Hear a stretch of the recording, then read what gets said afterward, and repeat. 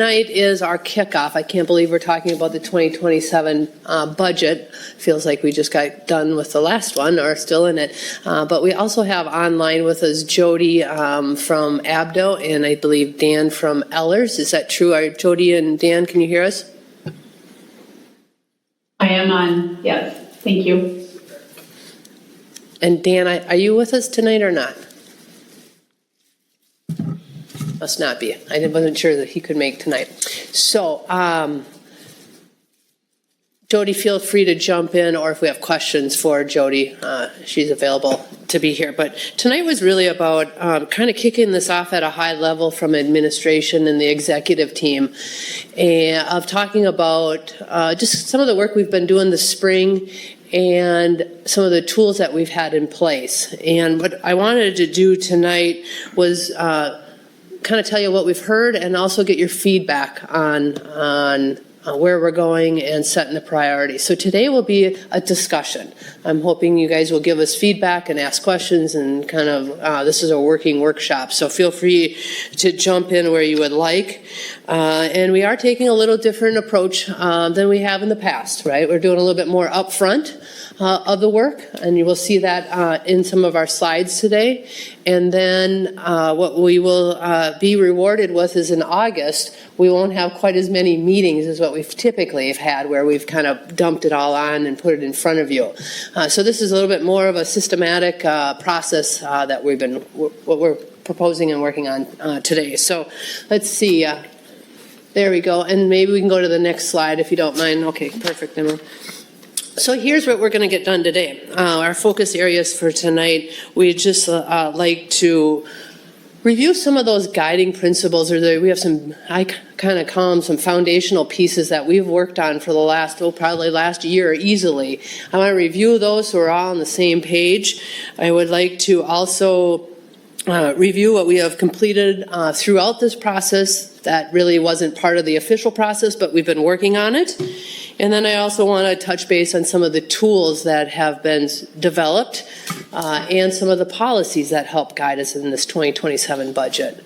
We'll review the three focus areas of kind of what we've heard from you, and then also want to just touch base on hearing from the council what your priorities are for 2027. So we'll give you what we've heard and you can sort through and tell us that makes sense or no, we want to go a different direction.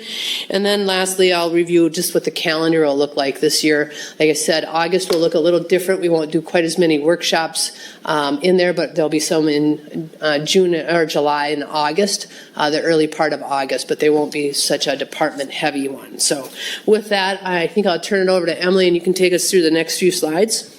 All right, so just like all the important things that we do, I wanted to ground our conversation this evening in our purpose and values. So our purpose, our why, for why we're all here, is we create a better tomorrow for our community.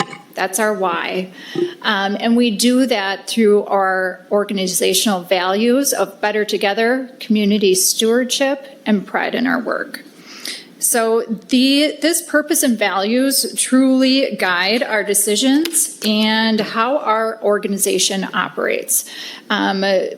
Providing staff with parameters to set our operating budget is one of the most important jobs that our elected officials have. So we wanted to make sure that, like I said, we ground that conversation in our purpose and values tonight.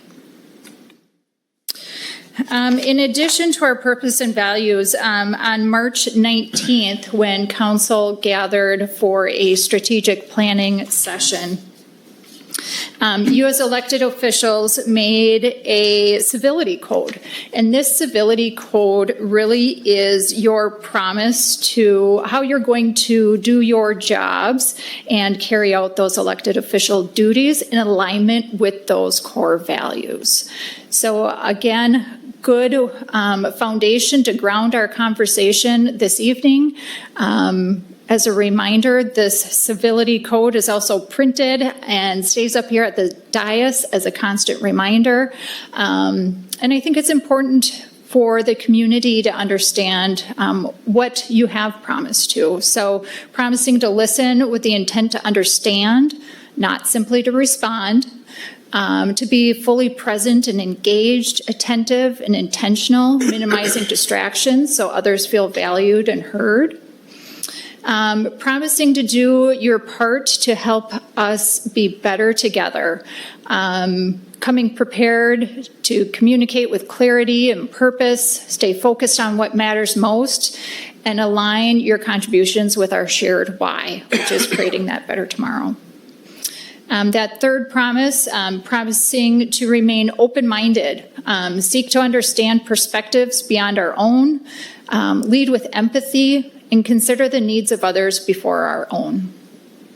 And then the fourth promise was to stand in unity. When decisions are made, you will support the team, respecting and honoring the outcome, even when it differs from your own personal perspective. We move forward as one. I think those are pretty powerful commitments that our elected officials have made. So I just want to take a moment to say thank you for serving our community and leading our community with such strong values. We should be very proud of our local government. It's not always an easy job, but to have a elected body that commits to this civility code is pretty powerful. So I want to thank you all for that. All right, another foundational piece, and this graphic was first introduced when we did our new elected official onboarding at the beginning of the calendar year. And this really just sets the stage. Our elected officials and our staff, we work as one team, but we have very different roles. So this is just a nice visual to remind us all of what those roles are.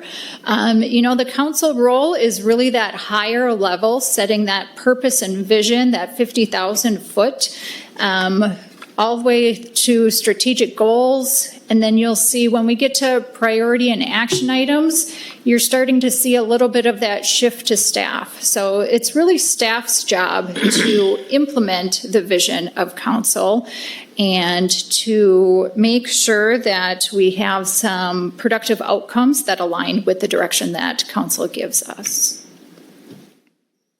Before we move on to that, and I think if you look at kind of where we're at that now priority and action items of that 30,000 foot mark, right? We're like in the budget, right? Telling us the direction of where we're going, what's the important items to go. And then as we start putting that into a plan and moving it into day to day to get it done, it switches over. So I think it's a nice visual. All right, and we've also seen this graphic in a presentation or two in the past, but again, just wanted to ground our conversation. So on March 19th, when we gathered for some strategic planning, this is how we kind of set the tone for our day. So just a reminder that, council is setting that picture for the future, that vision, helping with those strategic objectives. And then once we get down to the smaller part of the funnel, that's where staff takes over and executes. So it will be staff pulling together the specific goals that align with those desired outcomes and moving those forward, and then reporting back to council how we're doing and what results we're seeing. So part of tonight is really just confirming that strategic direction that was set back in March.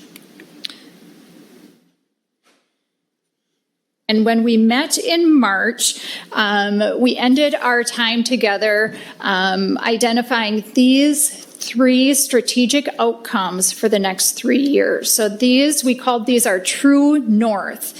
So this is what's truly going to guide the development of those goals that staff will pull together. And as we start thinking and working on the 2027 operating budget, we need to make sure that we're all on the same page with these 3 strategic outcomes. Because this really will guide the direction that we take in our operating budgets. So those 3 true norths were public safety infrastructure, organizational effectiveness. We want to implement and optimize staffing and organizational structure that aligns resources with priorities and improves efficiency, really making sure that we have our house in order, and managed community growth. For a number of years, we've said we would like to reach that goal of 30,000 people by 2030. That may be an ambitious goal, but it doesn't mean we can't take steps that are very intentional and work towards that. And the other piece, along with managed community growth, is really ensuring that our growth is intentional, balanced, and supported. So we want to make sure that we're not moving the needle in just one department, but in all departments, since we're all on the same team. Can add one piece in the fire, public safety infrastructure. It's also the readiness for our community, right? Like we are being trained and prepared, and we've got systems in place for that public safety response. And so not just the facilities, but that was a big one of that first bullet, but the preparedness too for our community. So, and then I'm just going to ask if there's any questions before we move on in any of this. We all good remember this activity that we've been doing in the spring. So let's go ahead and move to the next one if you don't mind, Emily. And so these are some of the themes that I think probably will resonate with you if you've heard. I think this is what I picked up from working with council is that you have said we want a proactive approach, no longer being reactive, and don't kick the can down the road, right, Boki? I mean, that's what you've said a number of times, and Don, that we have to stop kicking the can and take care of what we need to do. We also had, the old saying is good enough is not Owatonna. Good is the enemy of great, right? So if we want to get to great, don't settle for good. A lot of good discussion around that. We want a forward-looking planning, like that way we're making a plan for the future. And to keep that levy livable. I threw that one in there because I'm not quite sure how we phrase it, but right, these spikes in the levy are what isn't what's sustainable. It's not the piece that we enjoy. But being able to have a sound plan that we can take these increment steps to addressing that 10-year plan. And then take care of the police and fire facilities. So that seems to be a theme there, that these facilities are outdated, they're not modern, and if we're going to move ahead as a community, those are our first steps to do. And that we might have too many buildings. As we're going around and assessing all the buildings that we have several buildings that we probably have too many of them, and do we need them? And what does that look like going in the future? And then also heard it plenty through my interview for this position, but the organizational culture is important to the council. You were the driver of that initiative 4 years ago, and it still holds true to today. It's really a difference maker on who we are and the talent that we attract, but the culture is really important, so make sure we keep it. So we had that. And we listen. I know, you tell me, Jen, you got to listen, but we listen. And so to that, we put together a proactive approach that meets the needs for today and into tomorrow, and such as creating that better tomorrow. We've developed a 10-year financial management plan known as the FMP, and that plan really is a comprehensive plan where we've put everything in it, right? If it's pavement, it's buildings, vehicles, staffing, everything is in there. And so we're putting it all together so we can make good data-driven decisions. We're not just taking one need, we're looking at the whole city as a whole and all operations. So that's a pretty powerful plan. It took a lot of work to put that thing together, but it will serve us and the next councils coming after us as a really resourceful tool to do it. We've assessed building conditions, equipment, pavement. We've reviewed our financials inside and out. We've made sure our internal control policies are in place. We have other policies that are helping us guide this discussions and directions that we're taking. And then we've also reviewed our operations and our staffing levels to make sure that they're at a level that can meet our future, that can meet our customer service, the expectation that Owatonna expects us to be able to deliver at. And so with all of that, before we move on, I just want to point out all of these steps. Jenna and I are new in our roles this year, right? So we were very intentional in enlisting the assistance of some very reputable professionals to help us in this work. Ellers has been a fantastic partner. Abdo has been a fantastic partner. They work with a lot of different cities and are able to shed light on best practices. So I hope council feels confident moving forward. This is a different approach than what the city may have taken in the past, but I hope you have a level of confidence that we're on the right track, we're doing the right things, and we have the right partners in place to help us along the way. So as we just review a bit of the financial management plan, some of these components that have been in there, and again, this financial management plan was discussed in April, and then this slide came from the May 19th one, if people are wanting to reference it back. These are just a few slides out of there, but we identified that unrestricted general fund balance. Our goal in this financial management plan was to make sure that we're maintaining that. In the plan also included projects of $186 million worth of projects over the next 10 years. It's a lot of money. We talked about street pavement, that the need to increase the amount that we're doing each year, that we're not keeping up, that we need to do more. So they maintain an unrestricted general fund balance of 45%. 45 is the basement, correct? Our policy, I believe it's 35, Kevin, to 55. So that gives us 10%. Okay. Yes. So it used to be 50%, I believe, and Yes. then you down. We didn't drop to 35. No, ours is 45. But I think the Right, so Their range they recommend. yes. Yeah, so we actually should want to maintain 46 as the basement, because 45 is what council has approved as the minimum, correct? And And if we're at 45 and, we need to take some money out of our fund balance, that drops us below. And I think it's just a good guiding principle too, Kevin, because it doesn't mean you can't, because you're still within the cornerstones of it, but it should be purposeful. If you're going to do it, you should have a plan to get back up, right? So sometimes that might be part of the strategic conversation of like, we might need to dip a little bit below it, but it's purposeful and we have a plan to get back out. And so that might be part of the financial strategies that we use, that you may want to dip a little bit, but we know we have a plan to get back out. It's not where we're planning to go to. I would guess that right now we're over 45%. It seemed like the last time we got the final audit from Clifton, Oh, CLA. I think Yep. we were like 53 or 54%. Yeah, and I think it depends on what funds they're including in on that, and maybe Jody, you can chime in on that. These are all unencumbered, right, that we want? It's unassigned. So what the OSA's statement of position is they recommend that cities stay within that 35 to 50% of your general fund unassigned balance. But we have policy of no less than 45. Yes, so you want to meet your policy, but there are times where you might have a need to utilize those reserves, and that's why they're there. As long as you can show that consistently you're meeting your target.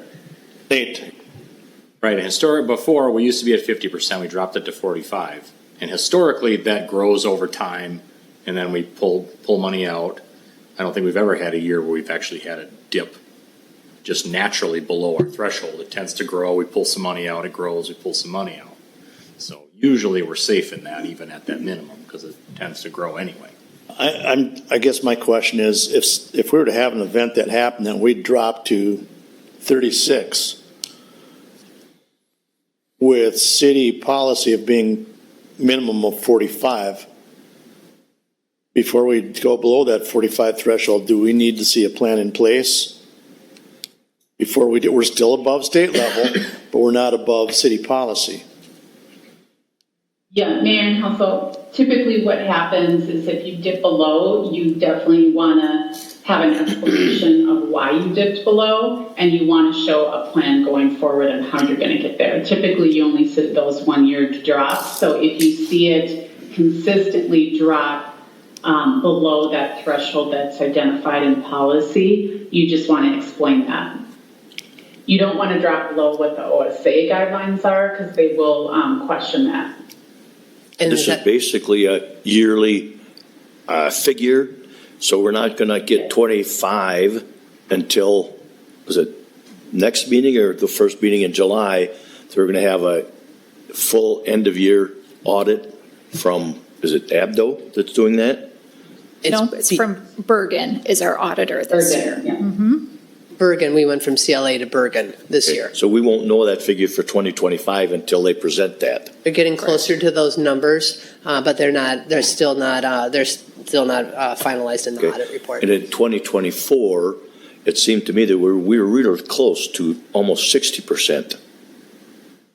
I think that's where we decided that depending on what kind of funds Yes, they were and adding. then we said we might as well use some of that rather than Yes. tax people. So that's some one-time money. That's when we voted to move it down to 45, because we felt comfortable with 45 rather than keeping that and taxing constituents. We might as well use some of that. Okay, thank you. Super. So with that, we can go back to the PowerPoint. So the capital project fund, again, $186 million projects, and I think we have some sheets that one of the things that I learned from you is that you wanted to see the CIP list, to see what's on each year, to see what's in those buckets, and so I'll share that with you. But also, just to go through these remaining bullets here, is that we wanted to increase the pavement, right? We wanted to make sure that it was a comprehensive pavement plan in there that would include our parking lots, our entrance roads, our trails, and currently that's not in there. So that's one of the pieces that are still a gap and that we still need to address in the 10-year financial management plan with pavement, but one of our goals to get done in the next year. We have the building maintenance fund, and then again in this maintenance fund, it's $10.3 million worth of projects in there. So that's your HVACs and your roofs and what we have in there. So our goal is to also keep that maintained at 35% balance. So we always have some money in there in case a storm comes through. We have money to be able to use that funds to do it. This councils before myself set up the vehicle replacement fund. What a golden fund that is when we're coming into replacing some of these funds. We have $23 million in the next 10 years of vehicles that need to be replaced. And so we need to have those increment plans in place so we can meet that. That fund pays for it out of cash, so there's no borrowing in there. So same thing with our fire truck that we just ordered. That's a 1.5 and we need to pay for it, but we need to make some increases in that fund so we can be able to have this plan in place that will have the money in place to do it. Pay for that in cash, no bonding. And then we have our staffing plan. Over the next 10 years, we've identified 16.7 staff members that are needed across the organization. And the biggest need is in 2027, with the 6.7 FTEs is what's proposed in the 2027 budget. I'm concerned with the staffing plans in regards to the fire department. We are not having success getting on-call firefighters. It's a position that may not work anymore. And at some point, I think that we need to take a deep dive into our fire department. And if we can't get on-call firefighters and we're paying out a lot in overtime, do we need to look at more full-time firefighters down there? Because we have to have X number to cover for fires. You know, we talk about police, fire, and wastewater treatment as the three big critical components of our city. And I think that staffing number could go up to 20 or 21 very easily. It's an interesting point because I think the model we're in is it's sustainable for the future, right? So if we're trying to build this out, what does that look like? And as we get our new fire chief in, hopefully they can help us look at that. understand what that model might look like and what would be the cost to it. Because you're right, Kevin, that's not in this staffing plan, is that transition to a full-time if that was what is needed. Yes, but it is out there. Those are conversations that we are currently having. I know Rachel has been meeting with the fire department, exploring different options. They just opened up a new paid-on-call recruitment process, so we are aware of it. There are conversations happening, so you may hear more about that in the coming years. Thank you. Yep. And then our next slide is, this came again from the financial management plan from May 19th. But this one is, this is kind of hard to do always, is compare ourselves to other cities and other operations because we don't know what status they're in, if they're growing or retracting, or if they've made some big plans. But you can see here with our staffing of adding it in at 6.2, that we still aren't overstaffed compared to other comparable cities. And so we're not the lowest and we're not the highest, so we're right in there, even if you move that number in there. So I just want to show that.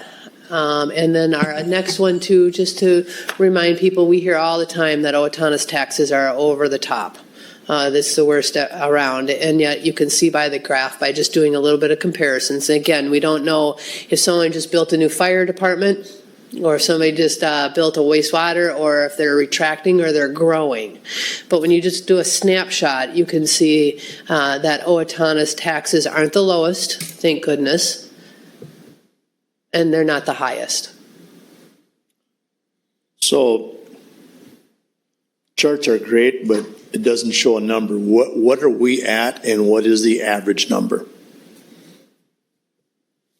Will you say it one more time, Kevin? I'm looking at this, but I'm missing a number. When I look at Owatonna, I've got a big green square, somewhere between 40 and 50, but I don't know what that number is. And then the average is between also in that 40. But what are those two numbers? Okay, I'll get those to you. Thank you. Okay, Doug? Going back to staffing, I'm sure I'll be really popular for this, but jeepers, it's just more and more and more and more and more. Is there any way to control increases so that we're not just, and last year was 8%? This year it's going to be 4 or 5? Are you talking staffing numbers? Just the total number for everything. And then, when Dan was here that night, he had the chart there for we needed X number of new employees and figured them at 175,000 apiece. I know he said that they need some equipment and a car and blah, blah, blah. I get all that. But, God, every spot can't cost us $175,000. And that's a really high level, Doug. And so that's not an actual number. That's not to say this position's 175, right? If you put a squad car with a police officer, because we're adding that, and you put that in there along with their benefits and their wages, that might equal that. So not every position is that allotment of dollars. It really will get sorted out in each budget year to say, here is the actual number. So right now, it's really a high level plan. So, And just a We're friendly really reminder. I'm sorry. We, at the City of Owatonna, we are a service-based organization. We can't provide police and fire services without people. Yeah, my only. No, we can't issue building permits or do inspections without people. So that is a key component to us delivering those services at the level our community expects. It's just in some number of years, 100% of the budget is going to be paying people, and there won't be anything we can do to make anything happen. I mean, it's just more and more and more and more. How do we get a grip on that? Personnel is the majority of our operating budget, yes. Yeah, and I understand that. It's Mm-hmm. just, the more it is, the squeeze comes, and pretty soon there's no projects we can do. and I get what you're saying, right? And this is a big number of 6.7 folks in there, but that's a firefighter, somebody helping the deputy clerk. And so they're really trying to fill gaps of what we are feeling. Do we have, I'm sorry. Go ahead. Oh, I was just gonna mention, so I'm looking at the Eller's report here for May.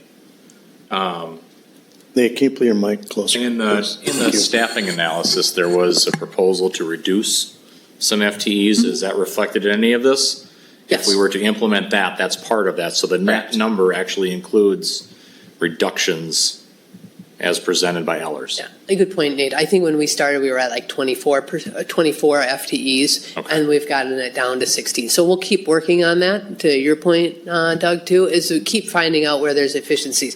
But at some point, if we make a change in a delivery of service model, say police or fire, that might change that too. So again, it's just a high-level plan, and then every time we do our budget is where we really get into the details. Are we exploring opportunities for services that we provide that we maybe would not provide in the future? That's a priorities question, but there may well be situations where we would not continue certain positions. And do we have anything? So as you've watched and heard from me, I've like even doing our reorg in the last month, right? Just trying to align services where we can be more efficient, or align services where it makes sense to deliver those. So we can fill some of those gaps by using capacity within positions and getting those efficiencies in there. So we're not just hiring another person because we just keep doing the same thing and then we need to hire somebody for that. So I think that is that continuous improvement mindset of just always looking at what can we do it, how can we do it differently? How can we use technology? How can we use where? But to Emily's point, when you're service-based and you need a person in the squad car or fire department or wherever sitting up here, it's a person. So, but we do continue to do it. And as we grow, I think we have to realize that when we're adding additional people, it takes more officers to work with that. And so we just have to think in the first goal is to keep that balanced growth, right? You can't just have all of the filled a city full of people, but we didn't keep our balanced growth with our services too. So we're not falling behind on meeting those ratios that way too. And that's true, but if you look at the chart, you look at a city like Lakeville and Burnsville, significantly higher number of people, they spread that across a bigger tax base. So growth solves a lot of your levy problem. So That's a perfect example of what growth does. so, Yeah. while you have to measure it or you have to manage it, but it solves a lot of problems when you increase that tax base. Yeah, so it's not dime for dime or, it's not there, Right. but it is trying to make sure that we don't get one, the ship has to rise together.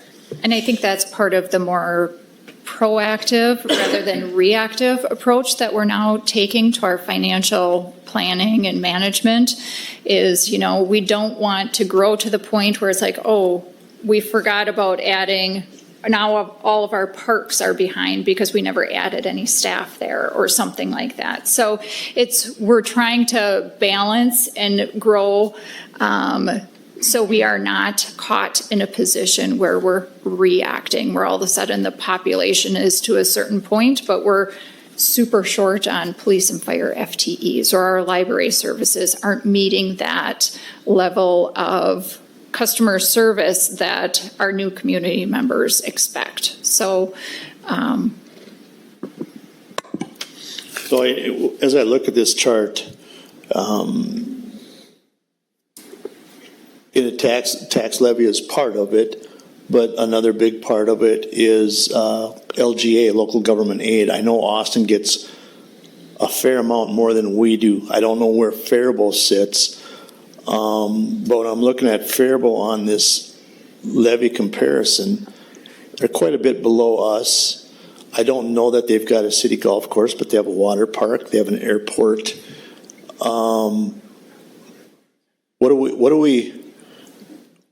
What is Faribault doing different than Owatonna, or what are they missing out on because they don't provide these services that Owatonna does?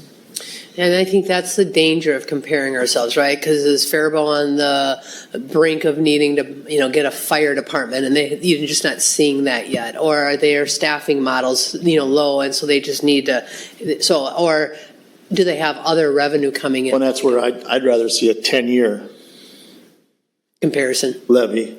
Austin gets $9.8 million, 9.8 mil. Yeah. 2026. Faribault gets 6.9. Yeah.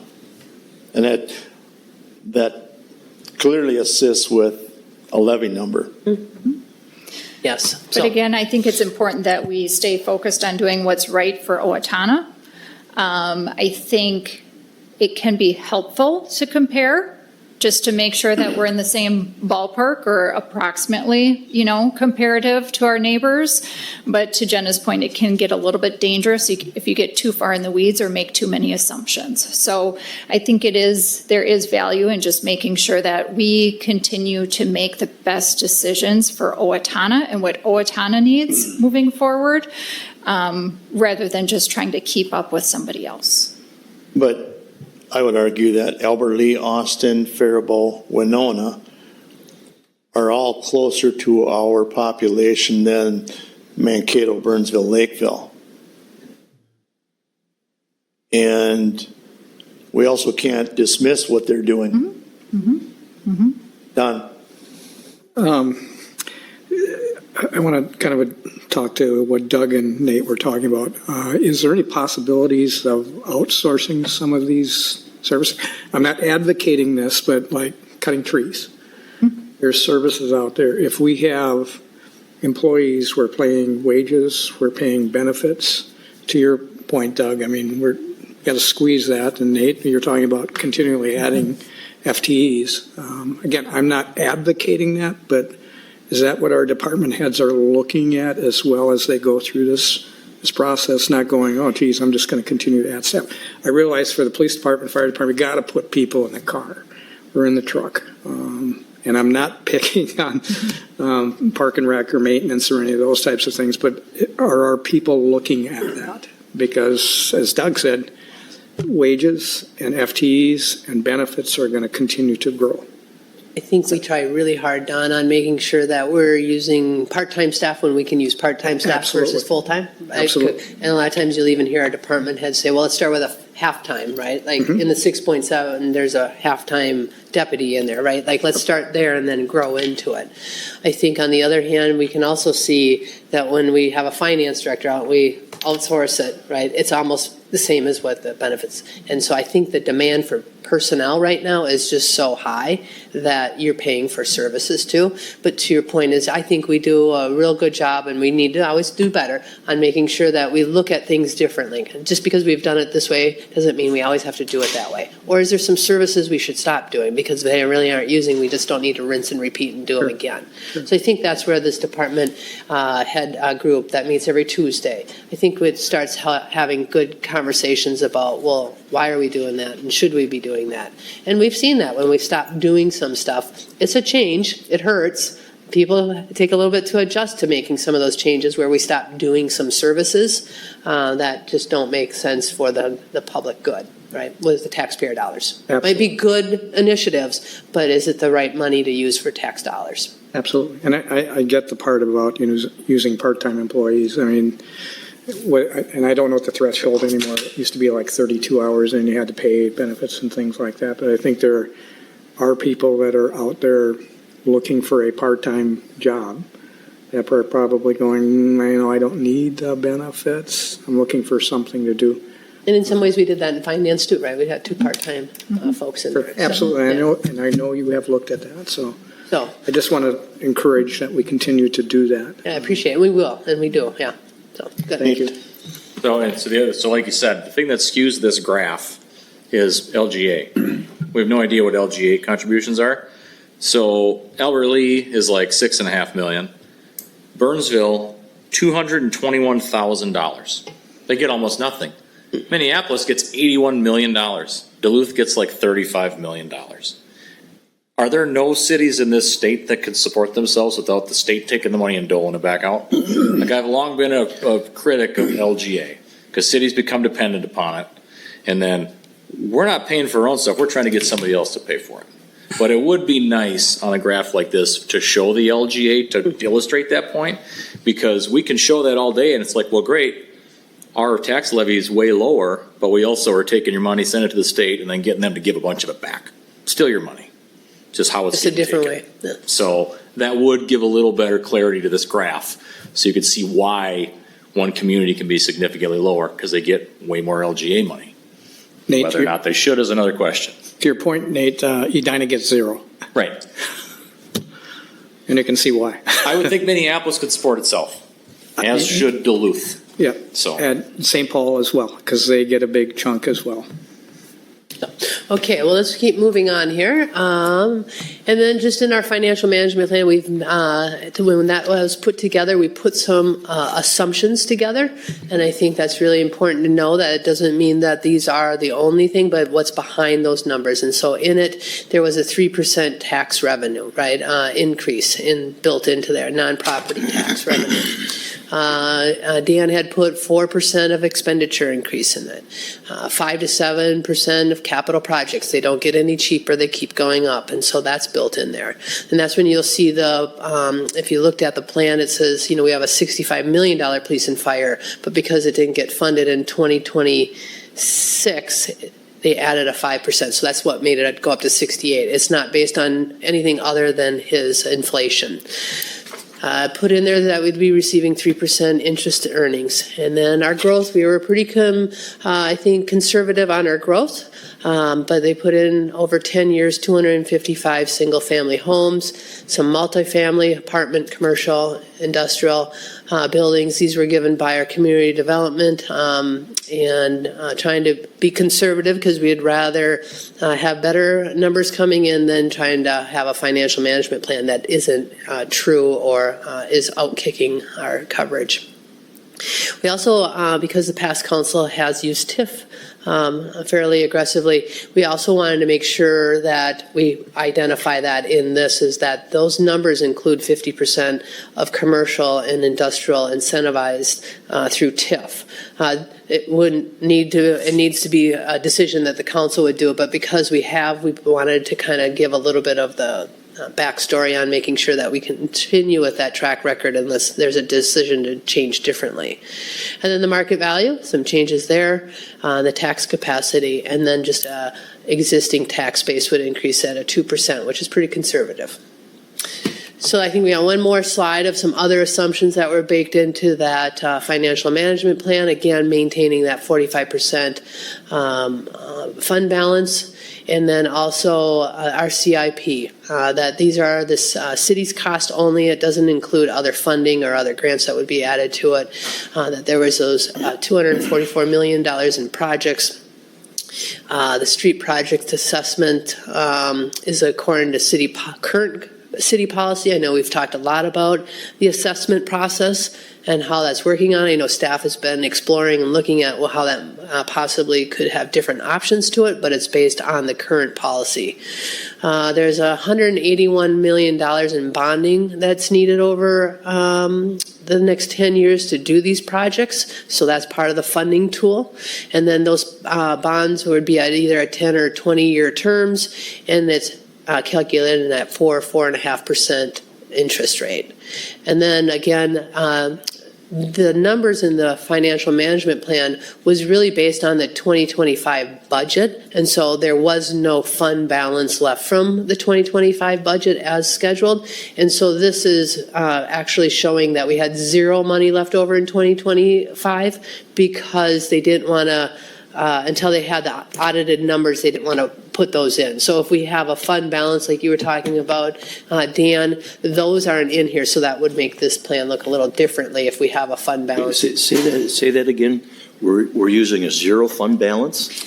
At the end of 2025, because we used just budgeted numbers, so we had a balanced budget in 2025. And what we probably are realizing today, because this is again April and May that this was created, what we're realizing, we'll probably have some money left from 2025. So the good news is we'll be able to offset some of these numbers with some of that money that's remaining in 2025. But because the audit wasn't completed, they didn't want to be aggressive on saying, oh, you might have $800,000 left. They said it's $0 left in 2025. So we will get this plan now updated once that audit is completed, and then we'll have a different look. The reserve is not zero. The budget balance, at one point in time, we talked maybe 2 million. Now could be 800,000. We don't know. Yes. But that's coming. Yes, it's coming by the end of June. You can see in your packet tomorrow that the budget shows about a 1.8. We're probably going to calculate a 1.5 in until all of the audit is complete, because you never know if there's another adjustment that's needed that the auditors refine. So we don't want to, again, get ahead of our skis a bit. We just want to be like, we had a balanced budget, we're going to go with the balanced budget. So that'll be a positive going forward. So just another reminder of what was made into the financial management plan. When will we be able to really tackle the assessment portion on streets? We've talked about it for a long time. We got to do something. It's capped at what, $52 a foot now? 53. 53. Yeah, Sean and his team has been working on it, and what we thought maybe we could use a franchise fee. And Sean has been working with legal on trying to understand that. And we are to that point. We thought maybe it'd be an easy one, but of course it's not. And so, do you have an update on where we're sitting with that, or what work is still ahead of us? So, Nate, we've been working hard to get your goal met here, but it's not as easy You're as we running out thought. of time. I know. No, we're not. That's one of the key reasons we're here tonight, is really to hear from council what priorities you want us to really move to the top of the list as we're setting that 2027 budget. If it's something like reviewing and digging deeper into our staffing or outsourcing, or if it's assessments versus franchise fees, that's what we're here and we'll be talking about in just a few more slides, because we want to hear from council what are those top priorities in alignment with those three focus areas that you want staff to be working on. And then the staff will come back and develop a proposed budget around that. So 244 million, excuse me, in projects over the next 10 years. That includes the fire and police. So simple numbers, that means it's $180 million for other projects in the next 10 years. Average out, that's $18 million in projects a year. That includes road projects, street repairs, all of that. Do we have any other really large item in that 180 million? Yeah, and I think that's where you're going to really want to see this list of projects out Okay. there, and we'll share that with you. I'll tell you what we're working on next with staff, which is to update that list, but I'd really like to let you see that list and Sure. share it, because what it's going to show in there is how we're going to replace playgrounds and courts and lights and sirens and roofs and HVAC, and get the maintenance shed or the maintenance facility moved in 10 years, right? And so it has all those initiatives in there, and that's how we're going to get there, is through this plan. So I'm going to share that list with you so you can see it, and staff is going to work on it this week once we hear from you to kind of make sure we're prioritizing and getting it in the right year. But we spent a lot of time this spring, winter, making sure the projects were real legit, that they weren't done or they weren't moved off. We do not have any projects really in there for police and fire other than the new facilities. So all of those projects that are needed for a roof or decon have been moved off, so they're not skewing these numbers, because our plan is to do the police and fire facilities, and then that will take that list down. And so we didn't want to double dip. Okay, thank you. So with that, we go one more slide here, Emily. We also did our spring tour just last week, I believe it was, maybe 2 weeks ago. We went around and looked at our pavement and some parking lots and some alleys. We realized we have, per policy, we have a retaining wall commitment, and the needs that are out there are a lot. Some of them are crumbling. We looked at a couple housing projects that we had, the entry-level Partridge lots, the affordable housing project that we had out there. We also stopped and looked at the Mineral Springs proposed area that has been in the works for a few years. We stopped at a couple parks and got to look at the parks and the court conditions that are out there. That'd be our tennis, our basketball, our pickleball courts, and the need that has accumulated over the several years that are kind of daunting right now. And we also realize we have an ash tree removal, not only within the city properties, but the community needs some ash too. And that's kind of how we're going to get rid of these trees and so they don't become dangerous. And then also just talking about the EDA and the future growth, the infrastructure that we went and looked on the east side of town and the development to come out in that area. So that's what we did on our spring tour. I thought it was a good tour to kind of just see the condition of some of our assets. And we also learned during this tour the need for some upcoming fire or our tornado or severe weather sirens are in need of some attention too. So we keep finding gaps and we'll keep adding them to our plan. So with that, we'll move on to the next one. And so just a real quick, again, this is the priorities that I have heard from you. Get the police and fire facilities done. The pavement management. We probably need to get a little more aggressive on the replacement of it. We've got kind of an aggressive one in the financial management plan. And so we want to get that balance to where we can deliver that pavement management. But we also have some gaps in our pavement management plan too. We want to take care of what we own, right? This is what I hear from our council all the time. We need to take care of what we own and be proactive on it. We also have some capital projects out there in our building maintenance fund. Again, a nice fund that has been set up so we can take on the HVACs and we don't always have to bond, so doing it more cost effective. We have recreation amenities that are in need of replacement, and some recreation amenities need to be developed, such as Cashman Park. Staffing levels and meeting the levels of service. The vehicle replacement fund is to make sure that we're protecting that fund that's been set up to make sure it's meeting the needs to replace the equipment and the tools that folks need to do their job. The culture, the organizational effectiveness, make sure we keep our finger and our pulse on that. Don't let it slip. And then we've talked about the ash trees and the tree management and deal. So that's what we've heard. And so now we just want to hear from you. And so I'm going to stop talking and start listening to you guys. I have a question for Sean. When it comes to pavement management, and we know concrete costs more than asphalt,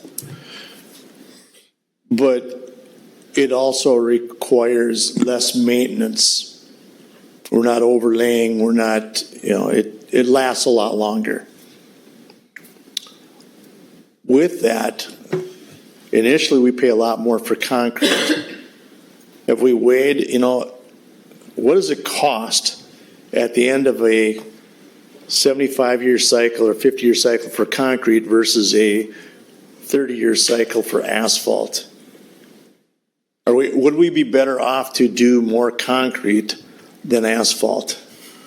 Not traditionally. Every project that would come through, unless there was federal earmarks for it, corridors or commerce, your higher weight roads that sees a lot more traffic. That's where it made sense to put down concrete. But every other project, whether it was going through a project in Manorville,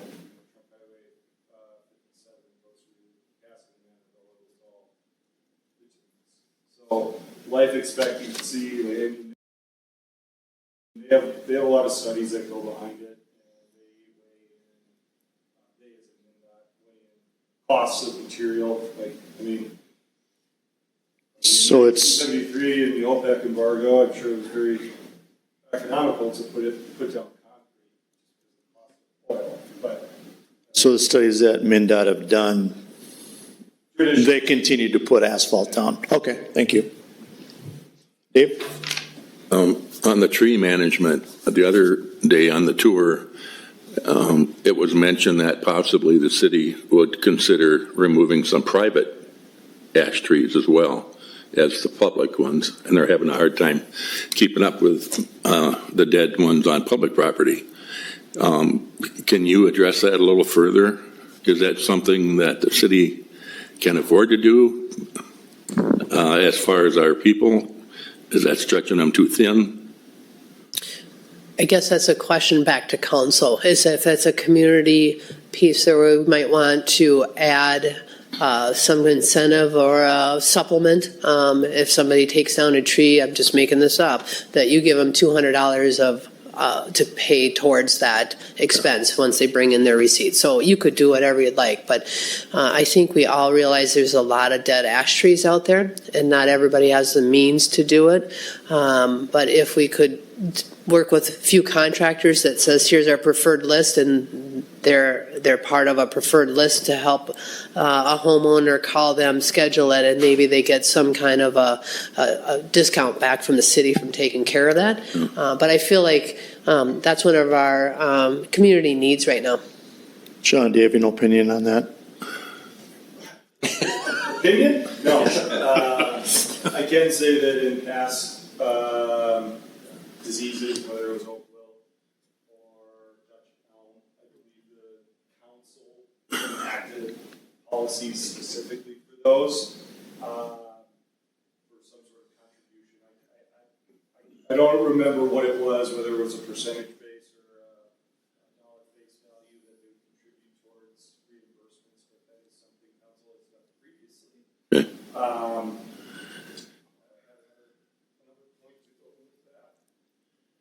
I don't know enough about that little bug that gets under the bark. If it kills one tree, does it jump to the next healthy tree?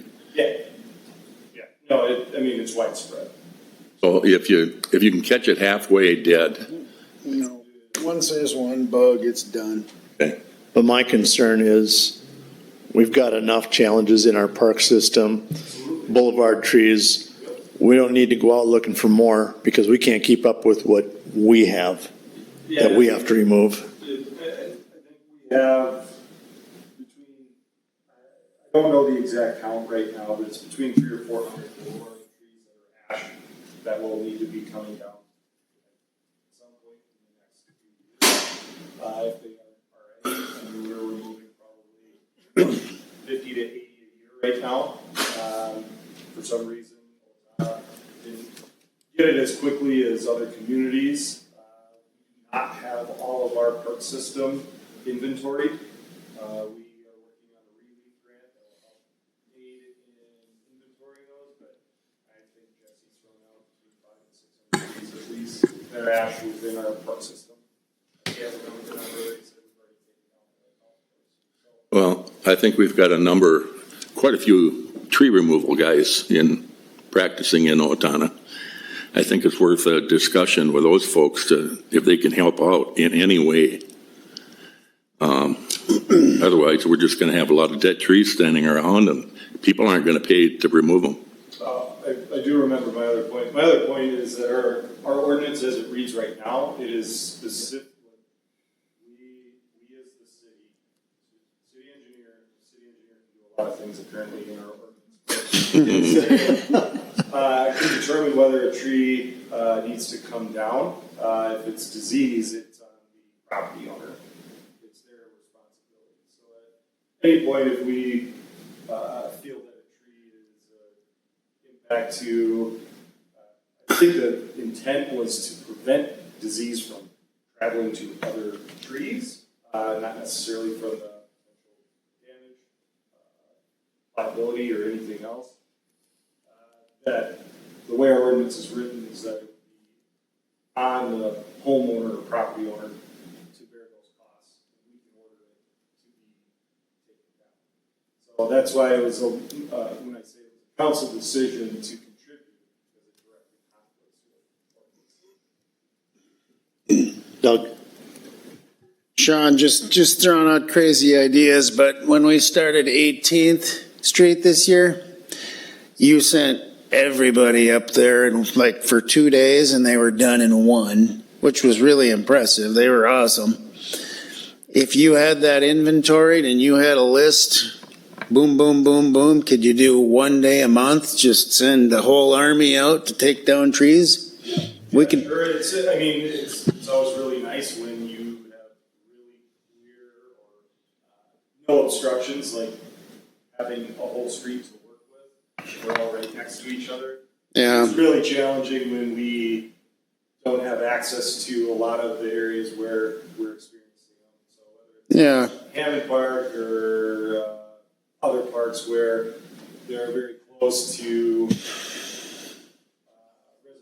neighborhoods, or we have to go through. I'm just thinking boulevard trees and parks. The easy ones, the big ones, go to Mineral Springs, you could do 40 of them in a day. Clear the whole park. I know they got other things to do too, but that's a good use of resources. Nate? Are we still treating trees? Are we pretty much past that at this point? We're waiting. Okay. So, I mean, the ones that are still doing well, we'll do it. But, I mean, we were doing every tree for, so I think this is year 6. I think it's year 6. We're doing every tree up until 24, but after 24, usually it starts at the top. So the top, once the top starts getting leaves, we start looking back and making The ones that we've done,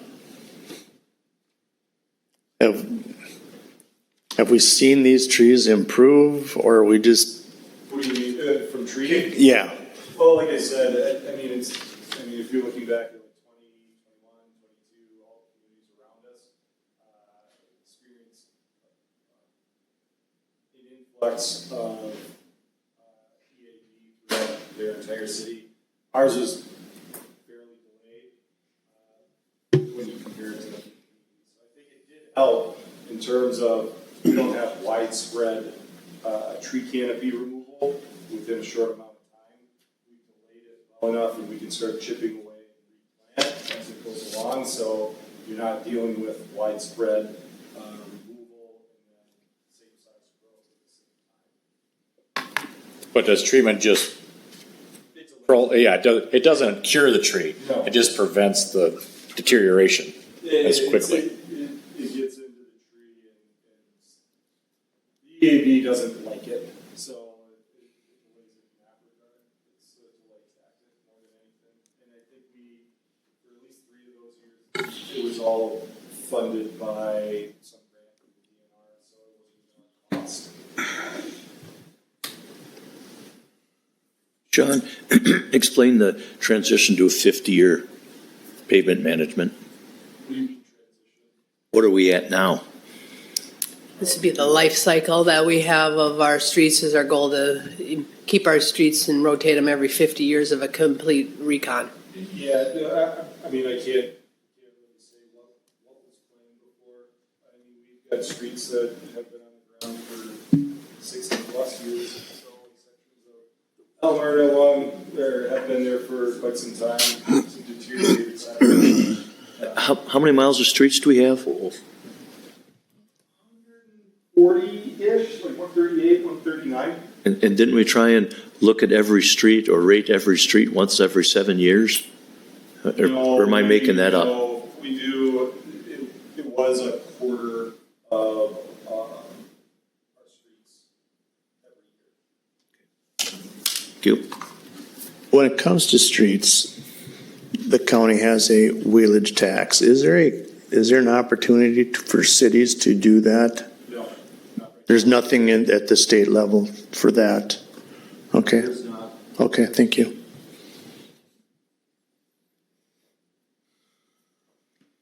So one of our goals for today's session is to, I think we've done a fair job talking about all of the needs within our community. So our goal is to prioritize and hear from council where you would like staff to focus their energies. So we won't solve any issues or problems tonight, but if you give us some direction regarding what for sure should we not touch, what deserves our most attention over the next year, or what areas, if we had to scale back on the budget, would you be okay with postponing or pushing back on?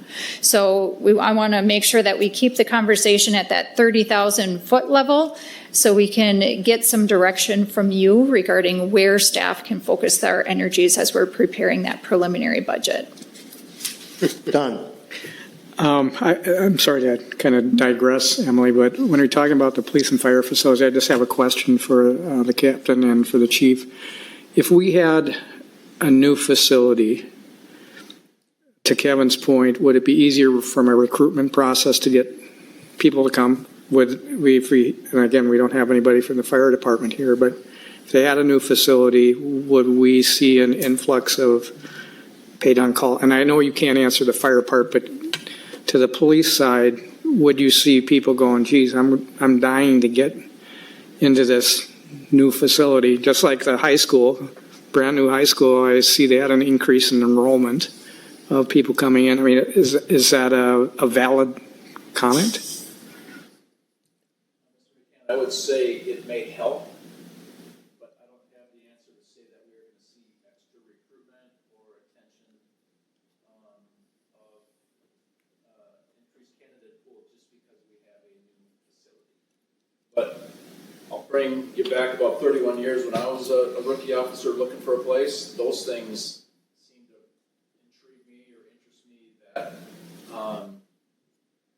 the new facilities, the modern facilities were something that was very intriguing. And so I don't know. Right now, I would say I think candidates are looking for compensation and nice equipment. And certainly, I would imagine they were probably looking for a nice facility too. But it first comes down to wages and opportunities and equipment and things like that. Okay. You know, we would hopefully be able to sponsor regional training, meaning like a couple-day training sessions or week-long sessions, hosting different trainings. For example, let's say it's Northwestern Staff and Command or the 2-week level of police supervision. You know, being a host agency and bringing people in, it might catch a few lateral employees or lateral transfers, so to speak. I think it all goes down to the culture of the organization, the health of the organization, the support of the community. Those kind of things, I think, is what attracts people here and keeps people here. And just a comment that's got nothing to do with our police and fire. In talking to school board members and our superintendent, they felt that the investment into the junior high school, the other elementaries, and then the new high school, they felt that they were getting a better pool of candidates because of those things. Has nothing to do with, can't say that would happen with police and fire, can't make that statement at all, but Teachers? they felt that they were getting a stronger pool with those things. Okay. Dan? Just a few comments. First of all, for Mr. Brown, can we tell, it's obviously a big budget meeting, the kickoff. How many of our constituents, can we tell how many of our constituents are watching live? And 2, in 1 week, can we tell how many have watched a rerun of it? We wouldn't be able to tell 100%. So we have other cable companies involved. So I don't know if they would be able to provide us information on how many users or tuning in channel. Okay. Well, I would hope there's no one in attendance, so I would hope they're all glued to their computer watching, but we don't know. So anyway, I've got a few comments.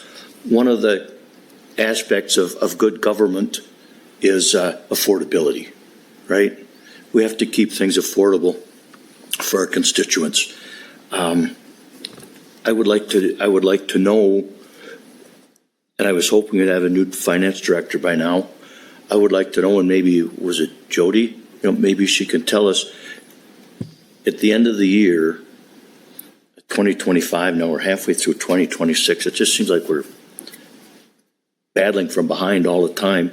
But I'd like to know what our total salary and benefit compensation was for 2025. Total. For what position? Or Everything. all of them? For all of us. Okay.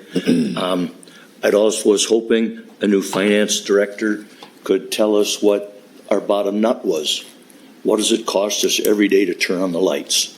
Insurance, employee compensation, we'd have to average fuel and asphalt costs. I mean, you could kind of get a pretty good ballpark. I'd like to know what it costs us just to turn the lights on without buying any new equipment, without adding personnel, whatever.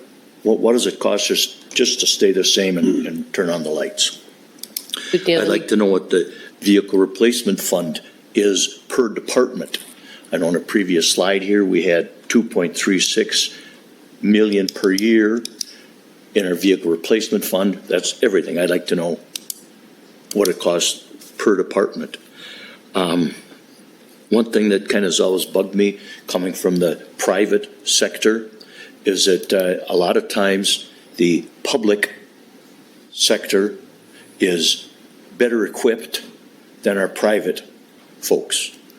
And I don't know if that's fair to our taxpayers. I'm going to pick on the street department. I would be pretty close to willing to bet that Wenzel Equipment's newest dump truck would not compare to our oldest dump truck. I would know for a fact that if Owatonna Country Club would load up their golf equipment and take it to the city shop would, or the park and rec out there, the municipal shop, would say, what's this junk? I mean, the private people really, really grind out all the useful stuff, all the useful life out of everything. Whether it was an alignment rack or a balancer for me, it wasn't, well, this is when you get the best trade in, so let's trade it off. It was like, wow, this is falling apart.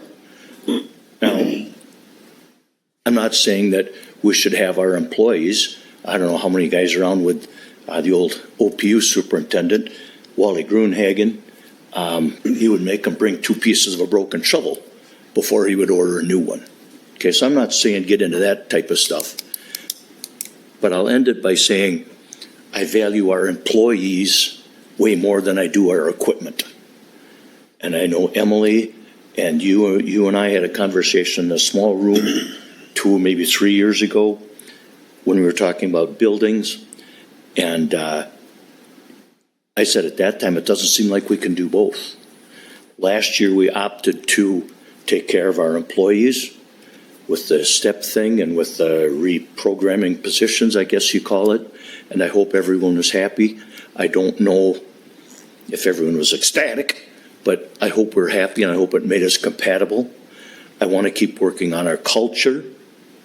But God dang it, if we have to put off a new Jacobson lawnmower an extra year because we're taking care of our employees, I would much rather do that.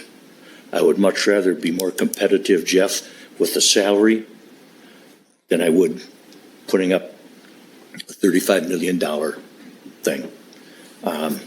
I don't think, Ryan, that we could get by cutting your equipment. You know, I can't imagine getting a phone call that says, well, we got hacked and we're locked up. So some things we just can't help but buying. But if we're going to err, and like Doug said, you know, at some point in time, it's going to get like this. I would much rather start now and take care of our folks, our personnel, from top to bottom, than I would worry about, oh, it's prime time to trade this dump truck. You know, I'm sorry, we're going to have to go another year on that. Certainly we have to save for the fire truck, which we've ordered. But again, I'd much rather take care of personnel than equipment. So I don't know how this all comes together, how the sausage is made. If each department head puts in, well, I need this, this, and this. I would think more heavily about our employees and keeping them and have the wherewithal to do that and still keep government affordable. Don? I'm going to change subjects a little bit. I think in one of your earlier slides, Jenna, you had discussion on, you know, we got a lot of buildings. We need to get rid of some of the buildings. I've got constituents giving me things like this going, geez, When are you going to sell the Kelly building? When are you going to sell this building? I don't see any advertising. I mean, how many buildings do we own that we're ending up having to maintain? Because we were talking about, how much we're spending on maintenance. When we're owning it, we're not getting any tax revenue from it. So, I'd like to see where we're at with these buildings, how long we had them, what's the plan to get rid of them if we can. Because again, we're throwing, I don't want to say good money after bad, but we continue to have to do maintenance on them. And if we own it, like I said, we don't get any tax revenue from it. So is there something we can take a look at doing to demonstrate where we're at? What's the plan? What are we going to do? How are we going to get rid of them? So now I'll speak on that a few different angles because, the city owns buildings all over the city, right? Some of them are in this campus and throughout there. And then some of them are probably the buildings, Troy. Is there a specific one or all of them? I would like to see all of them. I mean, I've gotten a couple things like this. It was a flyer just saying, hey, the Kelly building, it's been since November of 2019. What's going on with that? Where's the for sale sign? Bubba's building, what's going on with that? It's been owned by the city since 2015.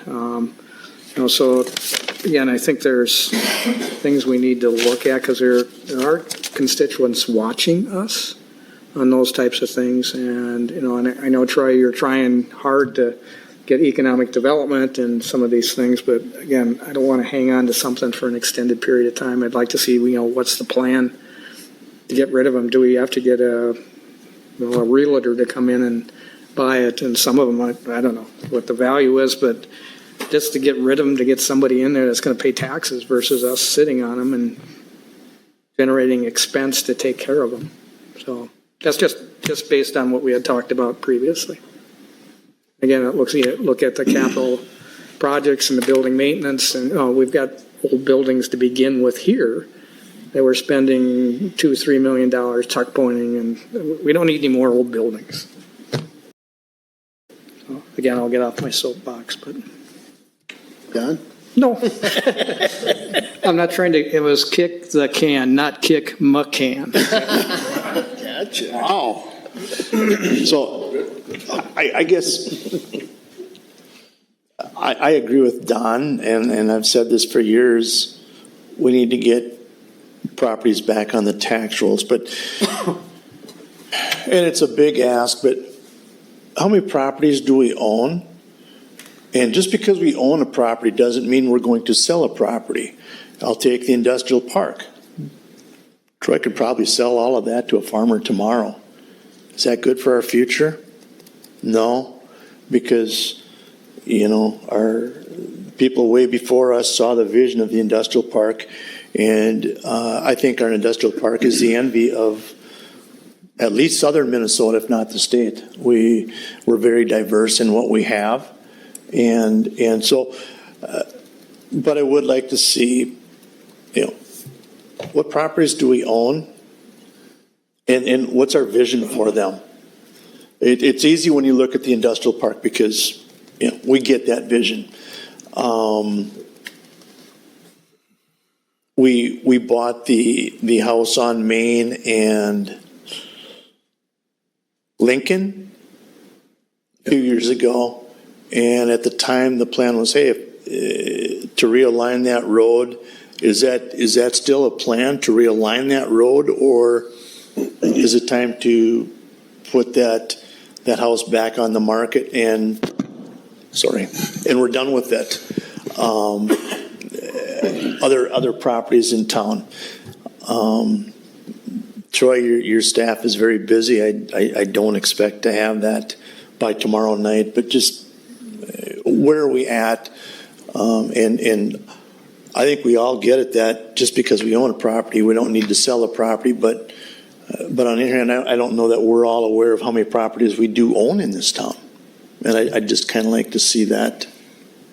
And I think Greg did a good job when we were on the tour explaining, properties that we do own that we're trying to do some development with. But again, as long as we understand what we're doing with them and where we want to go with them. I just don't want to sit on something that you sell it for $2 and somebody picks it up. Yeah. Nate? Well, and in the past, we've had the idea that, let's say there's a property going into tax forfeiture, but we want to control that. We don't want the county taking it because we will utilize it better than county. Great idea, but we've got buildings that we have had for 7, 8 years, and that was our intention. I don't know that we've done much better than the county would have with those properties. So we have good intentions, but sometimes there's simply things we can't get done. And there's some examples of that. So Yeah. we can remove some of those from our plate, that would be great. Doug? Okay, so the question was, what should you two concentrate on? I'll give you my answer. Page here. Yeah, we're ready. So I would say organizational efficiency. Now, here's the problem. Government's government to most people. The feds throw billions and trillions in the garbage can. That jades everybody. The state throws hundreds of millions to billions and gets ripped off for half of it, and nobody even seems like they pay any attention. Once again, most people just see government as government, and we're all part of it. So obviously at our level, we're much more responsible to individual citizens because we see them every day. And I just think it's important for us to be able to say, we are doing everything to use every dollar that we get in a proper, good fashion. I think we probably do, but how do we communicate that to people and make them feel good, at least about local government? Nobody's going to feel good about the state for another 10 years. Nobody's ever going to feel good about the feds. That's just money to the wind. But hopefully we can get to the point where everybody goes, you know, our people do a pretty darn good job taking care of our money. That's the goal I want. That's a good point that you bring up about also telling our story, Doug. I've heard that throughout the year, and that did not make the list. And I think we've heard a lot from our community, too, of saying, tell us what more, they use the word transparency, right? We are transparency. But I think there's a piece to it, though, that we need to tell our story. We need to be engaged, and we need to be able to get out there. And I think we've been working towards steps of that. This is one of them, right? We're broadcasting and having it out there. But I feel like maybe that should hit the list here, too, and I guess that's what I need to hear. I see some head nods on that one, like, you know, we need to communicate what we do and how we do it and tell our good story because we do a lot of good work. And we should be sharing that. Mm-hmm. Somehow we need to differentiate from the other levels of government. Make people understand local is vastly different than state and federal. And sadly, Doug, that's going across the nation. There's no confidence in Washington. It's trickled down to the fraud in Minnesota. Mm-hmm. Now we're catching it too. Yeah. We don't seem to know anything. Yeah. So my comment, I can fix this. I'm going with police and fire, and I'm going to ask Jeff Mundale to rescind his retirement letter. Hang with us for 2 more years, get this thing done. Use your brain power. He's nodding his head yes. Did you guys all see that? We'll take it. I think Dave, I think he said there's a quid pro quo. You stay on the council and he'll stay. I'm term limits for me and some others. I was pointing at that end of the room. Yeah. You guys stay. Is your wife on her way here already, you think? Well, She's watching this and she's coming down here to tell you no? No. I like the reorganizational that we're working the plan right now. I also appreciate that next year's budget's going to be tight, and I don't mean to diss anyone, but our core services can't be touched, police, fire, wastewater. But when it comes to the library and park and rec, do we look at our hours of service? Do we look at what we're providing? And I know it's important, but we have to look at all things when it comes to this budget. And, can we afford to offer everything that we've offered in the past? I don't know. And I appreciate that that's a tough challenge for the library and Park and Rec. But I'm afraid that's where we're at with budget. We're department heads that haven't heard it before. I'm very cautious about the 2027 budget.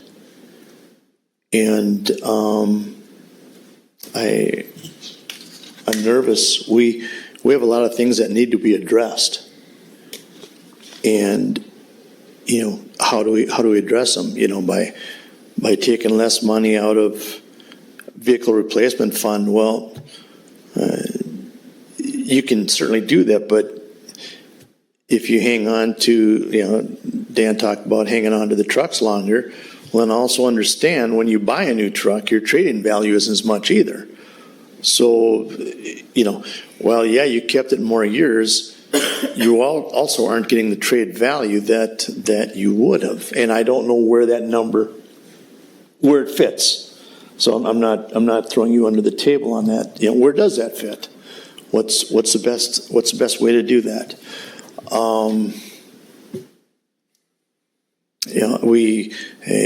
I received an email this afternoon about a potential property. That makes a lot of sense. Because I've talked many years about having a fund for expansion of parks when properties become available. I think this would be a great addition, but at what cost? It's not that much money, but it is money. And so those are the things I'm struggling with. Nate? Assessments. That's my number one. Get assessments resolved, how we do it. On your list here, I would say the tree management's low priority. We're aware of the problem. It's a long, slow process. As much as I'd like to help property owners, we have our own trees we got to deal with. Property owners are responsible for their property. So I don't think we need to make a change on that. So assessment, get that done. So selling the golf course isn't on your list. Okay, that's number 2. It's a close second. Dan? I would like to address a response that we got during our ADA meeting, much like when we would talk about pre-session, that every committee reports. We pushed kind of hard on Troy in an EDA meeting, Doug and I and Dave, about moving some of these properties, the Kelly Company. And his basic response, and please correct me if I'm wrong, was we could lowball this property, sell it for whatever, but that doesn't mean that's going to improve the property. If we would lowball the Kelly Company and sell it for $5 or $100,000, whatever, it doesn't mean that somebody would come in and all of a sudden make that a beautiful building. Right. Okay, so what he's trying to do is sell it to a developer that's going to improve it. Am I kind of speaking right? And that's and the same thing with that corner property. And so it's kind of a tough gig. There's a lot of property that we could get rid of. And your point was well taken when you were telling us we could get rid of it probably pretty easily, but then we might end up with who knows what, because now we don't control it anymore. And I can understand and see where Troy is coming from with that, with some of the critical property downtown. Sure, it'd be nice to get somebody in there. And he also pointed out that a lot of things government can do with grants, such as maybe cleaning up lead paint or in-ground pollution or whatever, that we as a government can do, address and access super funds that a private developer could not. So that's kind of why some of that is still on our rules. Well, I appreciate that, Dan. And I hope a lot of citizens are listening to that, because we get a lot of complaints about that. Go ahead. Yeah, I mean, the reason we got it is because it was privately owned and they were not taking care of it. They were falling in and were going to endanger the neighboring property. So we stepped in and acquired them with EDA funds, which are not general levy dollars, and they're intended for economic development, and we can't move that into general levy, otherwise we have to give it back to the state again. So they're not just general, we can't just sell them and okay, we got more money for the general fund. We sell it and we don't use it for economic development, we use it. So we had an intention of why we bought it, and why we used it on the long game, and I know we got pressure, budget pressure right now. We bought and sold and redeveloped Improperly many times and have had many successes. We have a few that are tougher to do, and yes, we do have access to different grants and funds that the private sector does not. I'm all for having additional help in trying to, market these and get them sold. I'm all for that. I just don't want to give up our plan and our goal for what we want to do with these downtown, and don't give up on the idea of why we invested in those in the first place. But more help in doing that, that will take my life. Thank you. Well, I appreciate that. And again, I think part of it is to what Jana said, we need to tell the story, because you guys might have heard that on the EDA group, but that's probably not being televised. And it's probably not being followed by the People's Press or Steele County Times. So not a lot of that information gets out. So this is a great opportunity to get that information out and available to the public. Because there is a lot of things that you get asked about, and if they tuned in, they would know about. To the point that Sean made, about the plan. They've got a plan where they look at, streets, because I get a lot of calls about streets. I'm jumping off you now, and they do a review. It's based on priorities. Who is the most important at that particular point in time? Because I hear, well, we pay a lot in property taxes. I expect my streets to get taken care of. We can only take care of so much at a certain point in time. So again, I really appreciate the plans we're putting together in terms of leveling out things going forward. There might be some increases, but there's not going to be the huge spikes and then the huge crashes. So again, I appreciate the hard work that everybody's been doing. And Troy, thank you for communicating that, because constituents leave these things for me, and they're going, geez, it's sitting there for a long time, and if we can move it, that would be great. I'd like to get it on the tax roll if we could.